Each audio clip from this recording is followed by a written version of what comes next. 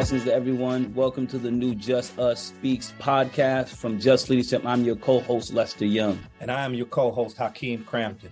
Just Us Speaks is being produced to amplify the voices of directly impacted people, particularly the voices of formerly incarcerated people.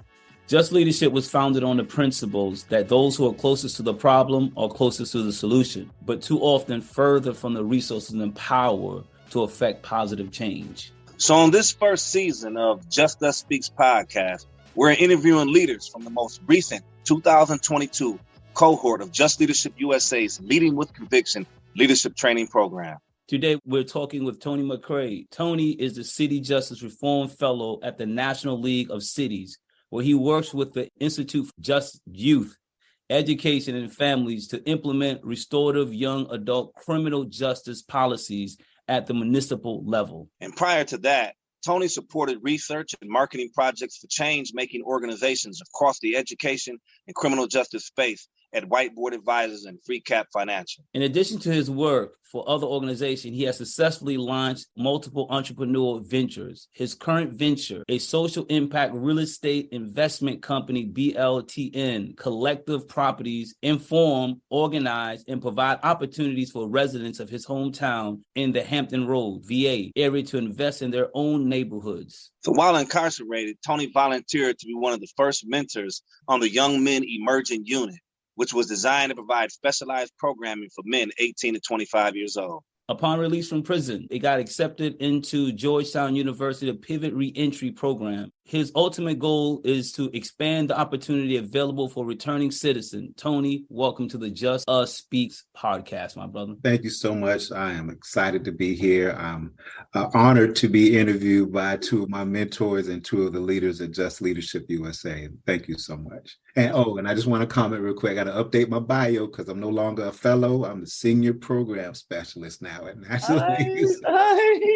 Hey, man, as we was talking offline, as we were preparing for this podcast, man, I'm really excited to talk with you today. And like I said, the thing that I love about what is mentioned in your bio is that entrepreneurship toward approach to how do we reform this system, what we're fighting against this prison industrial complex. So I love your approach with that. So my quick question too is like, what brought you into this space around criminal justice, tying that in, criminal legal system, tying into the entrepreneur spirit of which you approach in this work, man? Yeah, as you mentioned, we were talking a little bit offline, and like I said, I wish we would have recorded that convo too. But man, the entrepreneurial spirit has always been in me. My stepfather had his own store when I was a kid, so every day after school, I watched how he ran his store. And from then, man, I just caught the bug. You know, even after incarceration, I still had that bug. And I realized very quickly that, you know, people who have been incarcerated, sometimes that path to economic success is through entrepreneurship. There are less barriers, ironically, right, in doing your own thing because of what people perceive as your background.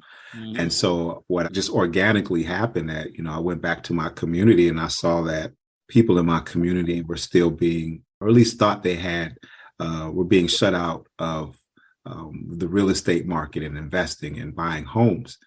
And so I found that, you know, I could still do my 9-to-5 at NLC and then start an LLC where I can help educate my community, provide resources and connect them to resources to buy a home or invest with us.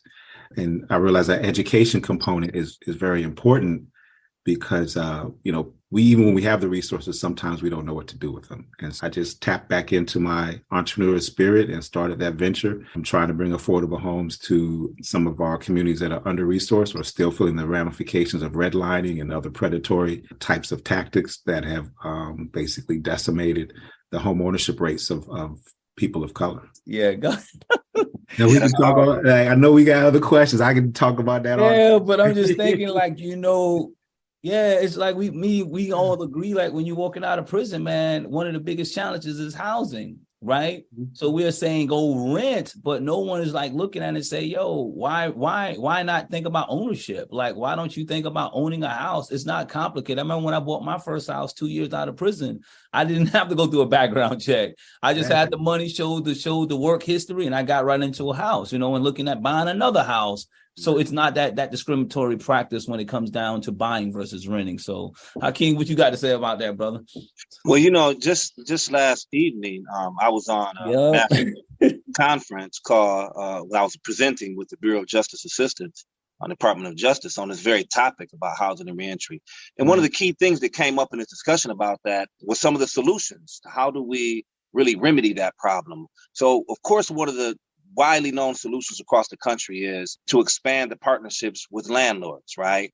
Start incentivizing landlords, start building the relationships and educating. That's really what leadership is all about. It's about relationships, right? And so one of the key things that I contributed to that part of the conversation was not only do we need to be building the relationships with landlords, but key is building relationships with individuals with lived experience, such as Tony McCright, who has the experience in housing, who has the expertise in housing and housing development, et cetera, right? So there's a plethora of us like that who aren't being pulled into that conversation. So my question, in saying all of that and pivoting on that conversation you're having is this, how do you use the tools that you've been building and incorporating the ones you just grabbed from Just Leadership USA Leading with Conviction program? Congratulations on your graduation. How do you use those tools, and what tools do you use to enter into this kind of conversation? Where's your advocacy at in there, and what tools are you using to position that? Man, it's crazy how connected this thing is, Hakeem. And when you're asking me a question, and the answer is actually connected to Just Leadership USA, because you mentioned the BJA, like I'm in conversation with BJ, so we got to talk. Like we really got to talk. So we may talk about this a little bit later, but in my 9-to-5 with NLC, I started a national reentry network called Municipal Reentry Leaders Network, where reentry directors from across the country at the local level come together with higher education and community-based organizations to try to talk about promising practices to improve reentry for people across the country, right? Coming home from jails and prisons.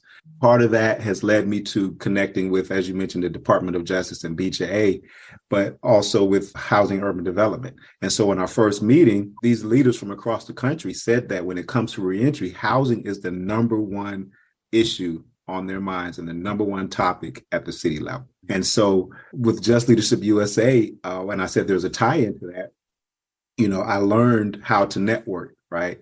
I learned how to open my mouth. And as we say, I demanded a seat at the table. Like I didn't say, hey, can we talk DOJ? I used my network to say, hey, not can we, introduce me to these people so I can have a seat at the table and I can bring my network and we can talk about how to improve reentry housing issues. And so having that seat at the table, and not just having that seat at the table, but demanding to speak and be listened to, because a lot of people have a seat at the table, but they ain't allowed to open their mouth. Or if they are, nobody's really paying attention. It's just checking the box thing, right? And so, one of the things, of course, we preach at Just Leadership USA is, we're going to be heard, plain and simple. We're going to have a seat at the table and we're going to be heard. And so, using that experience from the Leading with Conviction cohort, man, it sounds simple, but it's been like a tremendous help, right? Because I have the confidence to go in front of Amy Solomon, the Deputy Assistant Attorney General, and raise my hand when she's in a meeting and say, hey, can my network partner with the Department of Justice on these issues you're talking about and all this money coming down for reentry? Can we have a direct connection? Right. And knowing that I have 16, 17, I don't know how many cohorts we got now, but just like cohorts of people who have been incarcerated, fellows from Just Leadership USA, who I can turn to as a resource to help me, to back me, to stamp it. But it all comes back to this Just Leadership USA training, the connections I've made here, our network, and not being ashamed to say, hey, yes, I'm a person who was in the criminal justice system. That's an experience, and that's something that everyone can learn from, right? And I apply that to my housing, my 9-to-5, my LLC, and everything I do. Yeah, it's a powerful thing to see how you could, add to your training, right? As a leader going through the Leading with Conviction, you get more tools. And as you said, it's nothing like being a part of the alumni network of Just Leadership. I remember when I first joined Just Leadership, man, and I was in DC at this networking event, and I had on a Just Leadership shirt or something. And man, it was like I got welcomed in and I got introduced to people I knew that I would have never gotten a chance to meet if I did not have some type of association or connection with Just Leadership. That's just the brand recognition of this organization that it has. No matter what room you walk into, it's someone in that room to say, hey, I know that about that organization, right? So it's definitely one of those things that allow you that leverage. And it's important that we use that leverage to open these doors and not open them, but kick them down and get the things done, right?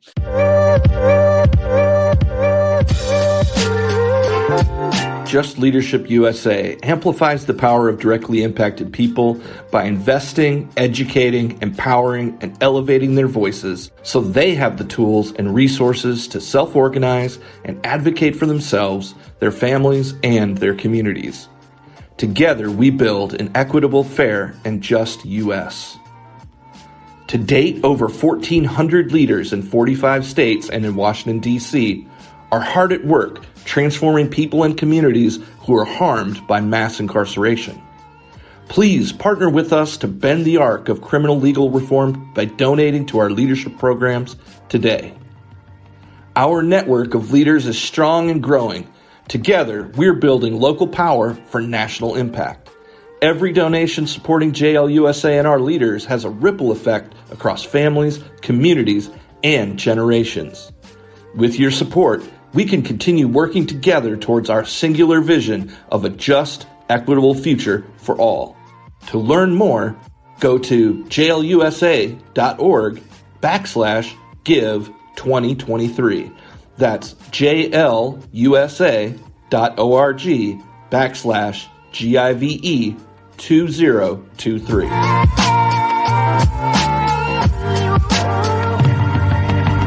So my quick question too is like, what is that vision for the vision that you have as the leader and the work you're doing around entrepreneurship and housing for those who are coming back into our communities from incarceration? I'm glad you came back to that, because you said it was, you're 2 years out, you put money down and bought a house, right? Yeah. And it sounds easy. And to me, it's easy. Mm-hmm. To you and I, it might be easy. But to some people coming home, they maybe don't have the same resources, or maybe just have that fear. I haven't done an official poll, but as I talk to my community, it's just fear. Like they see that number. Oh, this house costs $300,000 or $200,000 or $500,000, and that's the number they see, right?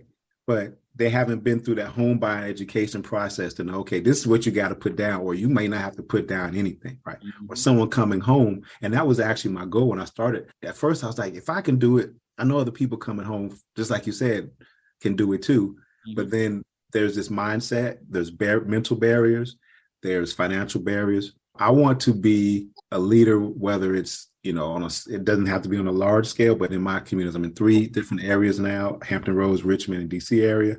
And if I can be like a case study in what can be accomplished coming home from incarceration when it comes to housing, I'll be that. But, on a smaller level, I just want to keep helping individuals, neighborhoods, communities understand that this isn't possible, that home ownership is the biggest factor in creating generational wealth, right? And that's why our people lag behind, because we are not buying homes at the rate that people, not people of color are buying them. We're not holding on to them.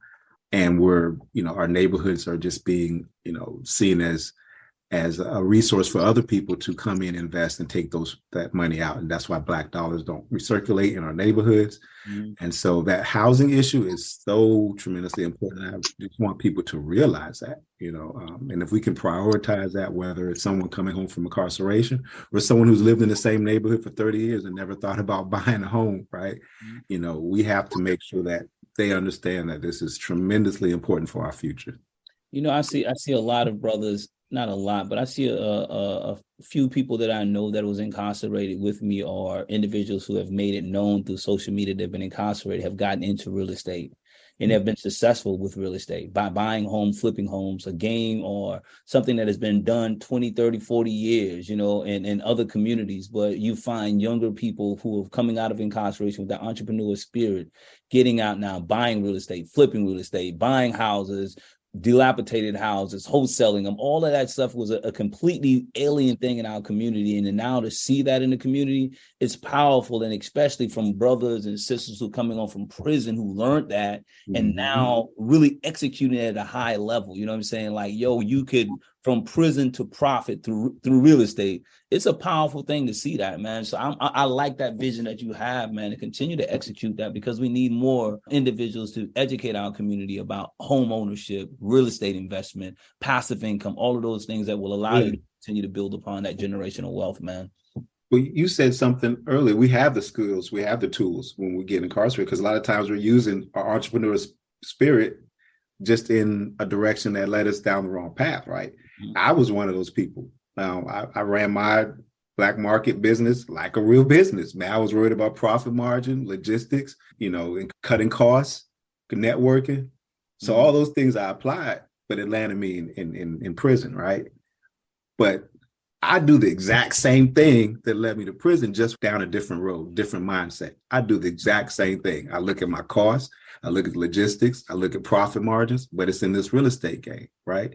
It's the exact same thing. It's just how you apply the skills that many of us already have, and when it comes to, you say a lot of brothers get in the real estate game, and I do see that. And the only one thing I want to add is I want people to be conscious about how they're flipping these houses, who these houses are going to, what communities they're doing this in, right? Because if you're going in the community I grew up in and you're flipping a house without being conscious of who's going to buy this house, then yeah, your pockets are getting fat. But what about the people who have lived here for 20, 30 years? And now all of a sudden the services are coming in. And so when people talk about gentrification isn't always bad. The definition is the improvement of services. But the second part is the displacement of the people who have been there. And you bring those services in. That's the bad side of gentrification. We want to get these services and improve our neighborhoods, but we want to be here to take advantage of those services and not be pushed out. Right. So that's where the conscious part comes in. Yeah, everybody's flipping houses today, but not a lot of people are talking about who they're selling it to, who the people that are moving into these houses. Are they the people who have been here for 20, 30 years, paying rent? You know what I'm saying?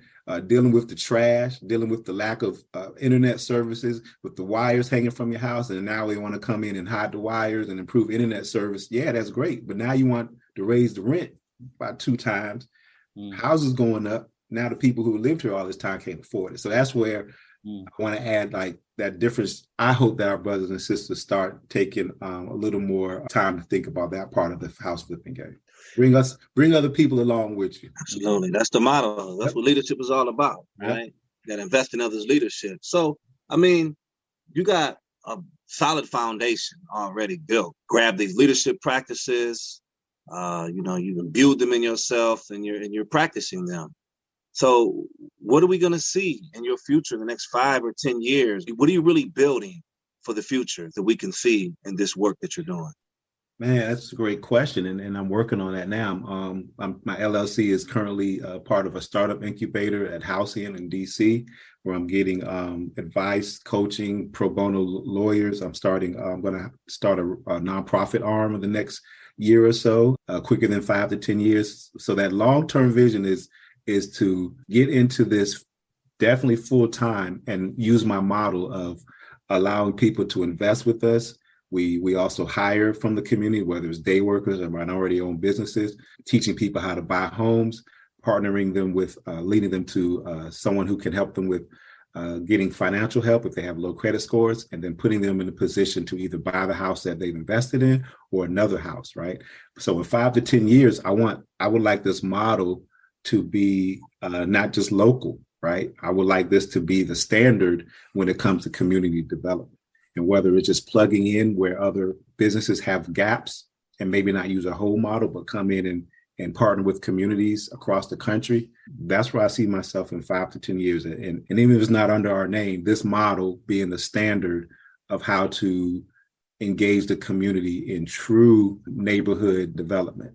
Man, I love it, man. I'm like, yeah, it's a powerful, like I said before, I love the angle you're approaching in this criminal legal system fight and advocacy, right? Is is you're looking at it from that entrepreneurial mindset of how we can actually continue to create wealth by using our lived experience. And as you mentioned, prior to your incarceration, you already had the education. You just was moving the wrong product. We are so excited to invite you to the Just Leadership USA 9th Annual Benefit Gala, Monday, June 5th, 2023, at PhD Rooftop Lounge at Dream Downtown in New York City. We're excited to bring JLUSA leaders, allies, and advocates together in person to unite around our shared values and propel our vision for the future.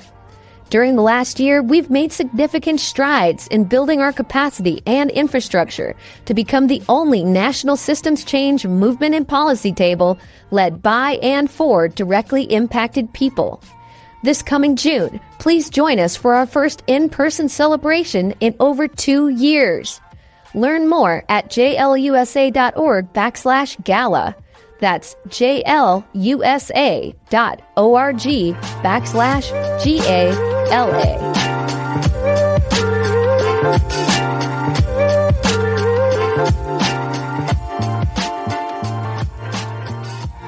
I know a lot of the listeners are saying like, wow, I love what this brother is saying around real estate. I love that angle. Like we practice gentrification, is empowering our people in the community and allowing them to benefit from the resources, So I know the books that I've sat in prison and I read, and I give credit to so many books that I've read in prison to put me where I'm at today. You know what I'm saying? So like, what are like the top 3 books that you read around business that got, continue to add that value to you while you were in prison?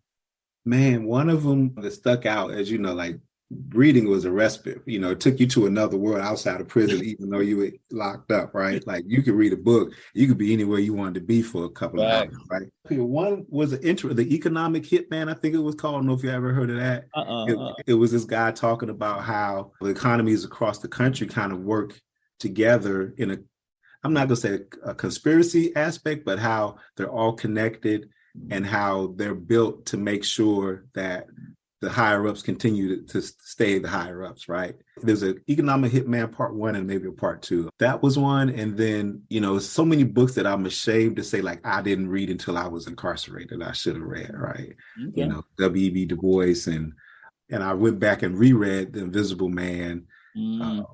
Even though, that has nothing to do directly with entrepreneurship, but just making sure I don't forget that the people in front of me were felt invisible at one point, or were used as a tool, right? Mm-hmm. And so I promised, myself that I would never be that invisible man, right? Like if I'm in a room, you're going to hear me, right? I may not look like what you think I should look like or sound like what you think I should sound like, but you're going to hear me, right? For some reason, those two just stick out. They're totally opposite ends of the spectrum when it comes to reading. Not really. They definitely, yeah, you're right, because they definitely put me in a mind frame of understanding global economies, how global economies work, and then also like from a humanistic aspect of making sure that I keep that on the forefront of my mind, that when I'm speaking, even though I may not have a JLUSA shirt on at the time, and people, because I'm forefront about being incarcerated before, right? Formerly incarcerated, that even if I'm asking for it, people are going to look at me and say, okay, he's representing formerly incarcerated people. And I have to remember that, right? First, not to be invisible.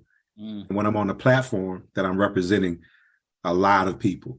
And so those kind of keep me grounded and keep me on the right path. Yeah. I like it because you think about W. Du Bois, I think it's called a talented 10. Yeah. Educate 10 people, let 10 people multiply. So it's almost like in this reentry space now, like leading conviction. We train 20 people go impact 40 people, 40 people impact 80 people, and it just continue to create this ripple effect. And as you said, we coming from being invisible with a felony conviction, and how do we make that much? How do we make noise? It's creating that talented 10 formula that W. Du Bois says. So that's why I said it's all related. Absolutely. Let me ask you this, Tony. After just recently graduating, leading with conviction, you talked about its impact already, and we really stressed in that training program about, increasing the effectiveness of your leadership, right? And so in looking at your leadership and looking at how you utilized, the tool sets there, what is one What does leadership really mean to you? And how does what leadership means to you, what were the tools in Just Leadership that you found to help you enhance your leadership based on what leadership means to you? So leadership to me is using, and I kind of mentioned, using whatever platform you have. You don't have to have a big stage and got to be in front of people. It could be in, I could be a leader while I'm working on a house and someone comes up to me and says, hey, bro, I need a job. Or what are you doing? What's your mission? And explaining to them what I'm doing. Or I could be at, in front of, like I said, an attorney general. I can be in front of the equity czar from the White House. My job, I'm blessed that it affords me the angles to see what happens in bureaucracies at the federal, state, national level. But from Just Leadership USA, the most important thing I learned, and it was one of our first training, was finding that common value, right?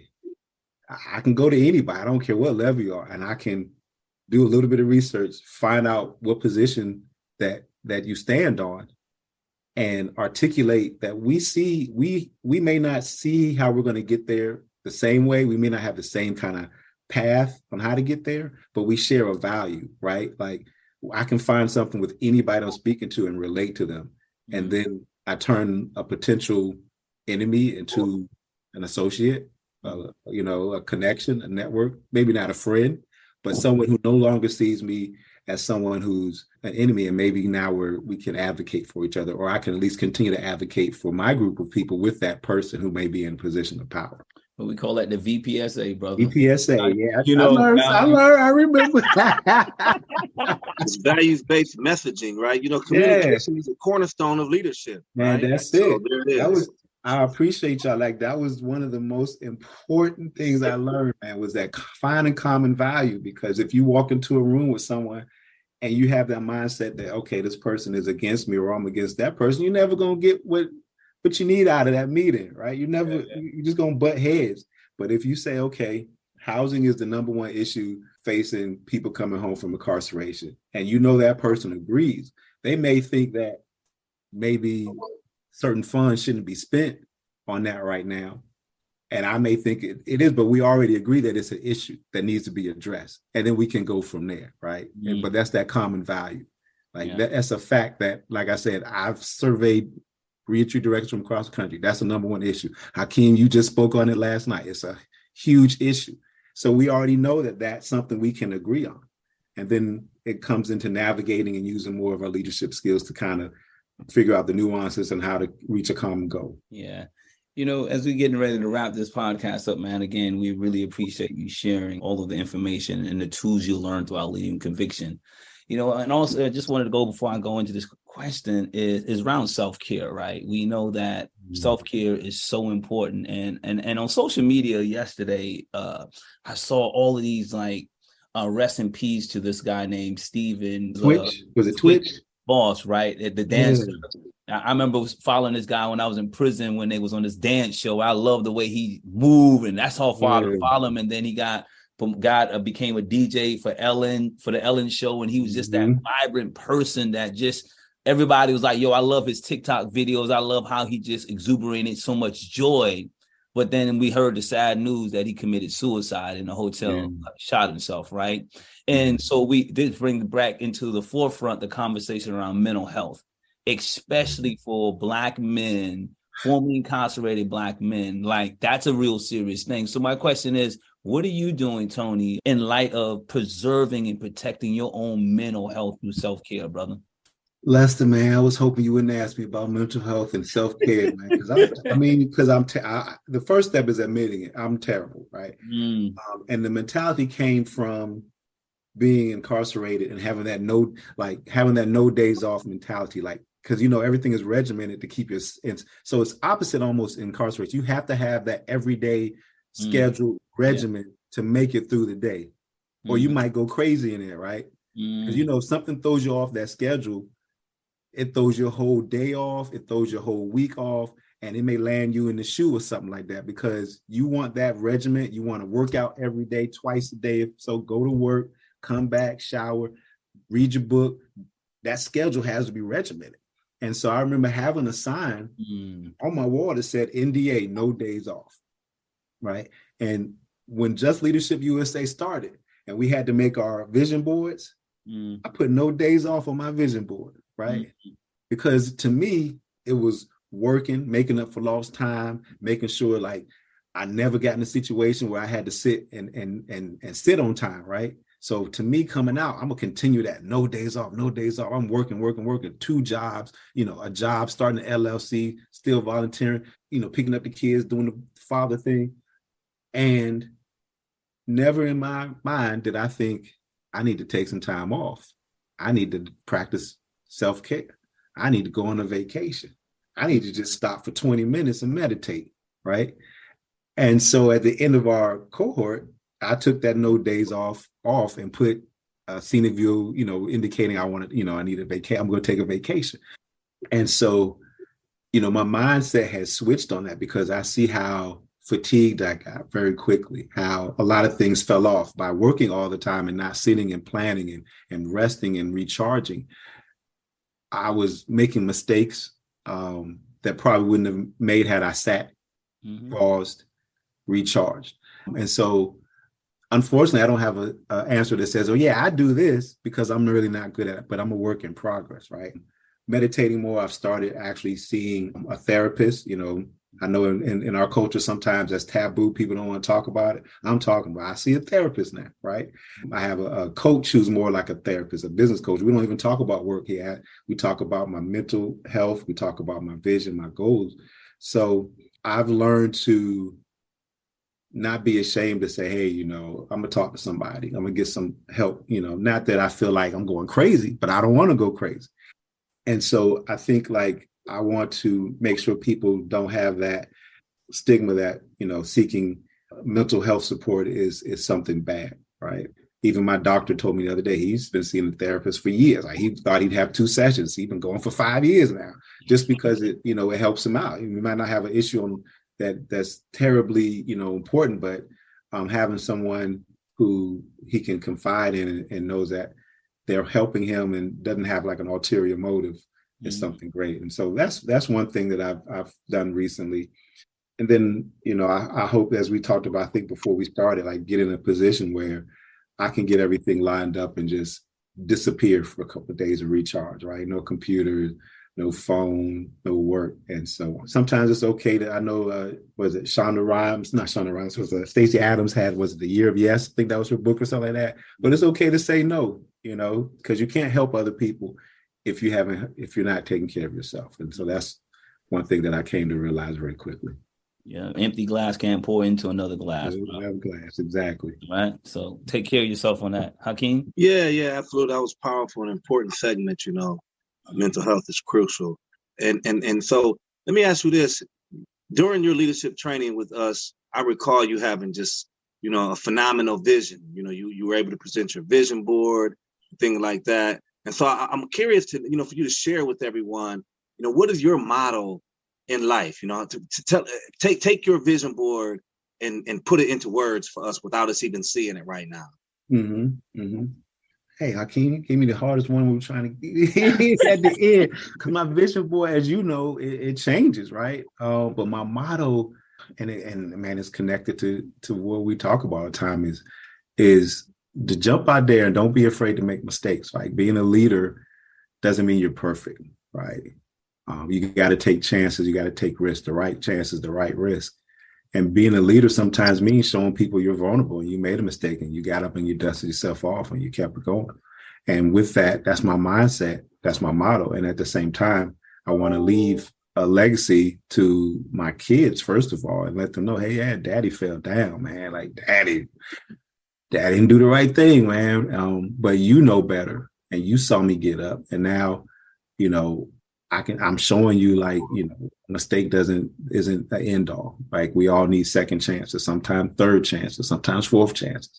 And so, on my vision board, with that work and with that leadership comes that need for respite, that need for rest, and sometimes a need for help. And don't be afraid to ask for it. And so that's the whole circle, is like after that work, after you do what you got to do, take a break and get back to it. Hey, Tony, we coming to an end on this podcast, man. Like I said, again, we at Just Leadership really appreciate you for all of the work that you're doing. And of course, man, you're representing, even after graduating Just Leadership, you still are representing the organization. You're representing yourself and your family well, and truly being that model of what it looks like for a person to get out of prison and turn their lives around. So I just want to thank you for your time, man, and for what you shared with us today. Continue to be great, man. Continue to be great and do the things that you need to do. Hakeem, you have any closing remarks, my brother? Not at all. Just my brother, keep leading with conviction. We appreciate you. Thank you. I appreciate y'all so much. People on the other end of this podcast don't realize, man, that y'all are tremendous, man. Phenomenal. Thanks, brother. Anything you want to leave with us, man? Some wisdom for the audience, man, in your closing remarks, my brother? Nah, I don't have any catchy ends, phrases. Yeah, I got to work on that. It's my first podcast. Thank you so much. So, I got to get a catchy end phrase. But man, just keep at it. If you're listening, if you're someone like us who's been incarcerated, don't be ashamed. We're out here. We're for you. There's a network, people fighting on your behalf. And so, maybe next time I have a catchier end all, but we love you and we're fighting for everybody. Thanks, brother. Thanks, man. Thanks, everyone. This is the conclusion of the Just Us Speak podcast. Be blessed. Peace. Peace.